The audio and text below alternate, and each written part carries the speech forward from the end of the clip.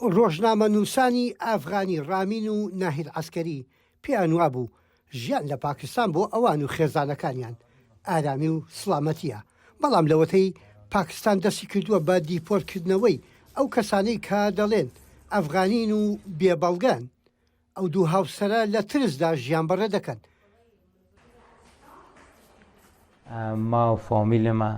من و خێزانەکەم ڤیزەمان نییە، لە ترسدا دەژین. هەر کات منداڵەکانم دەچنە خوارەوە و پۆلیس دەبینن ڕاستەوخۆ بە لەرزەوە دێنە ماڵەوە و دەڵێن پۆلیس هاتووە. ئەم ڕۆژنامە نووسا وای لێ هاتووە بە خۆی خێزانەکەی تەنانەت لە ماڵەوەشان هەست بە سەلامەتی نەکەن. کێشەی سەرەکی کە هەمانە هەراسانکردنی پۆلیسە. هەر کات پۆلیس دێنە ناوچەکە لەگەڵ هاوسەرەکەم و سێ منداڵ دەچینە پارک تاوەکو شەودا دێت لەوێ دەمێنینەوە.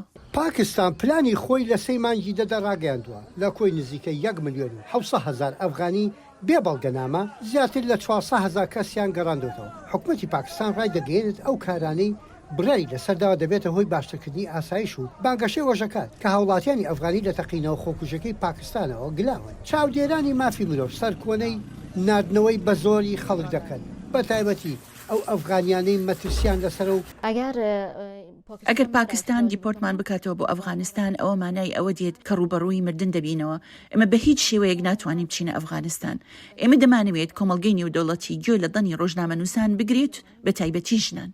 بەپێی داتاکانی پامنێرانی بێسنوور دوو لە سەرسەی ڕۆژنامەوانی ئەفغانی پیشەکەیان جێهێشتووە. هەروەها بە نزیکەی 200 ڕۆژنامەوانی ئەفغانی لە پاکستان چاوەڕوانی گەڕاندنەوەیانن. لە دوای دەست بە سەرداگرتنی تالیبانیشەوە سەدان دەستگای ڕاگەاندن لە ئەفغانستان داخراون و هەزاران ڕۆژنامە نووس کارەکانیان لەدەستداوە، زۆرێکیان بەرەو وڵاتی نوێ هەڵهاتوون. ئەم ڕۆژنامە نووسە پێی وایە زۆر کەس هەست بەوە دەکات کە پەراوێز ڕۆژنامە نووسانی ئەفغانستان لە پاکستان زۆر دانیشتنیان کردووە بۆ بەرزکردنەوەی دەنگەکانیان، بۆ ئەوەی کۆمەڵگەی نێودەوڵەتی کێشەکانیان بزانێت.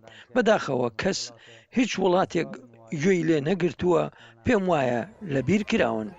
ئەم ڕۆژنامە نووسا کە باوکیشە مانەوە لە ماڵەوە بەبێ هیچ گرنتیەک بۆ داهاتویان بەکارێکی قورس ناو دەبات، دەخوازێ بە خێزانەوە کۆچ بکەن بۆ وڵاتێکی دی تاوەکو هەر نەبێ منداڵەکانی بە ئارامی بژین و بچنە قوتابخانە. یەحیا بەرزنجی دەنگی ئەمریکا بۆ راپۆرتی موسکە سەفی لە ئیسلام ئابادی پاکستانەوە.